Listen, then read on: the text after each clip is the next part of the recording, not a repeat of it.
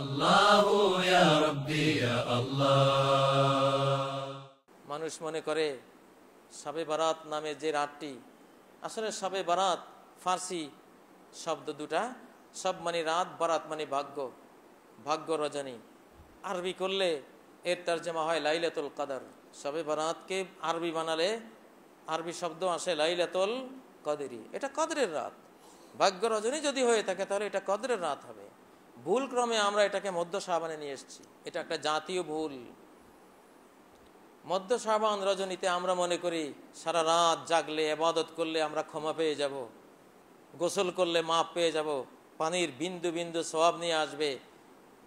100 রাকাত নামাজ, যার প্রতি রাকাতে 10 বার কুল হু আল্লাহ সূরা পড়ব, তাহলে 1000 রাকাত হয়ে গেল। 100 রাকাতের প্রতি রাকাতে 10 বার কুল হু আল্লাহ পড়লে 1000 বার কুল হু আল্লাহ হয়ে গেল, মানে 1000 রাকাতের সওয়াব হয়ে গেল। আলফিয়া নাম দিয়েছে। আবার পরের দিন রোজা রাখলে অনেক সওয়াব হবে। এই কথাগুলি সবগুলি দুর্বল এবং বানোয়াট, কোনোটি বানোয়াট, কোনোটি দুর্বল। এর কোনোটি সহি কোনো দলিলে প্রমাণিত হয়নি।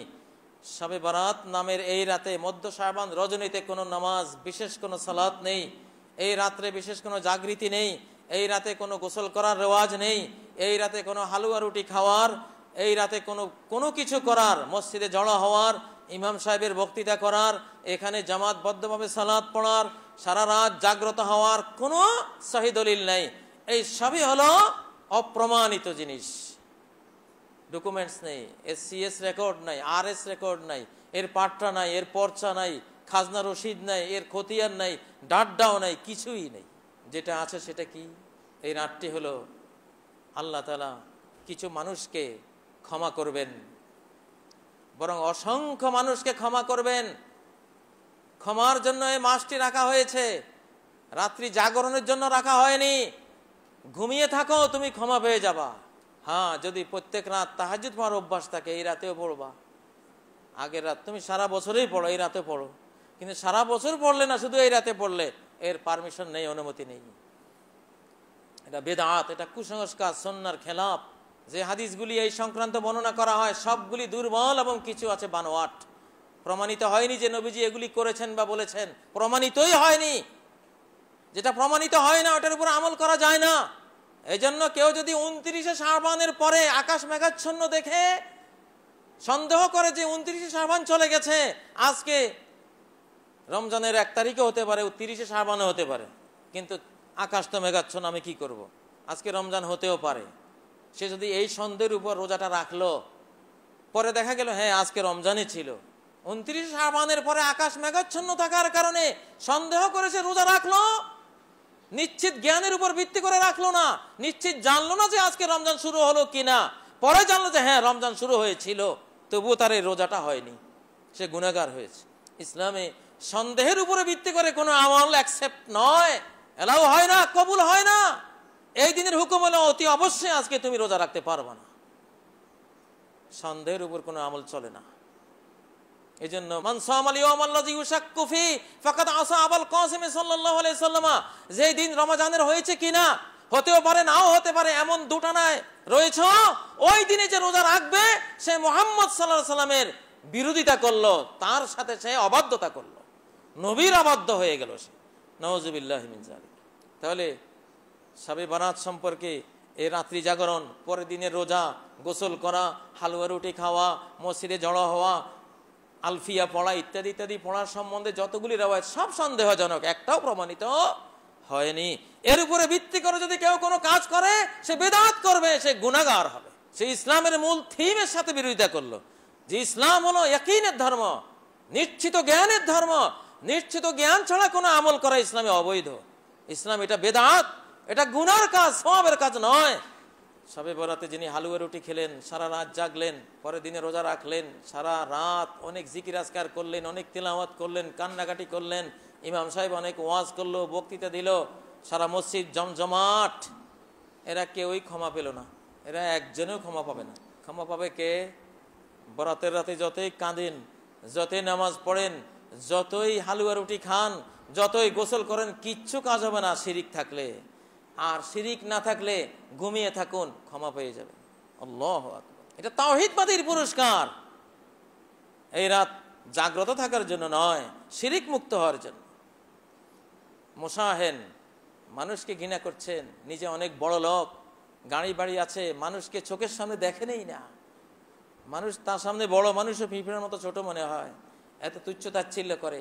আলিম ওলামা দেখলে তো আর কথাই নাই, মোসাফা করতেও তার ঘিন ঘিন লাগে, প্যাস্টিজের হ্যাম্পার, একজন মৌলবাদীর সাথে মোসাফা করবো কেমনে? সবার অবস্থা এরকম না, কিছু কুলাঙ্গার আছে এরকম।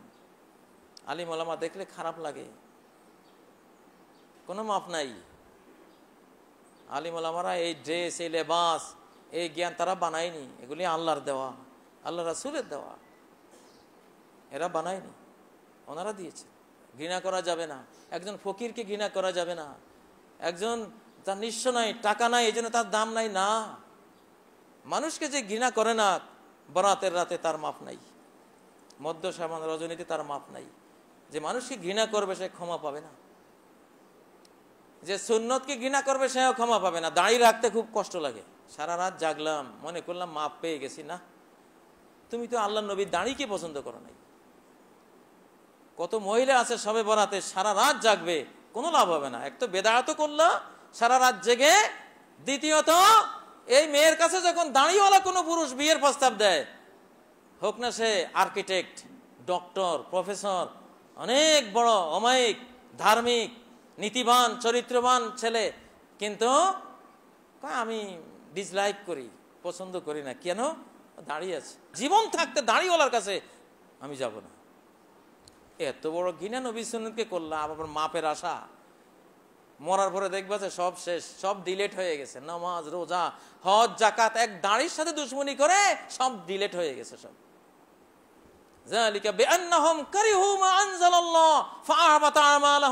আল্লাহ নাজিলকৃত জিনিসকে তো ওরা ঘৃণা করেছে, এই জন্য আল্লাহ আরেকটা কাজ করেছেন, যা করেছিল এই লোকেরা আখিরাতের জন্য সব বানচাল মেসমার বাতিল করে দিয়েছেন, সব ডিলেট করে দিয়েছেন, কোনো কাজে আসবে না।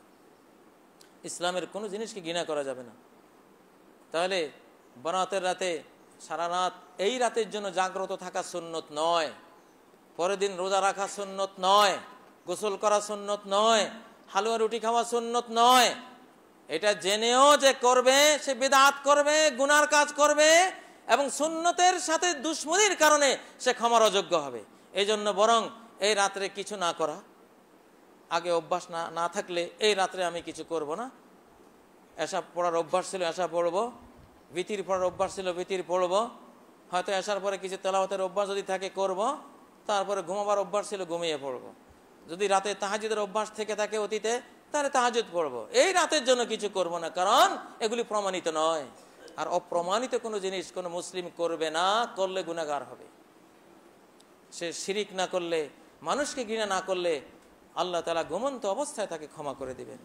আল্লাহু আল্লাহু ইয়া রাব্বি ইয়া আল্লাহ, আল্লাহু ইয়া রাব্বি ইয়া আল্লাহ।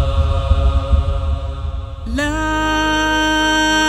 ইলাহা ইল্লাল্লাহ, লা ইলাহা ইল্লাল্লাহ, লা ইলাহা ইল্লাল্লাহ, মুহাম্মাদুর রাসূলুল্লাহ।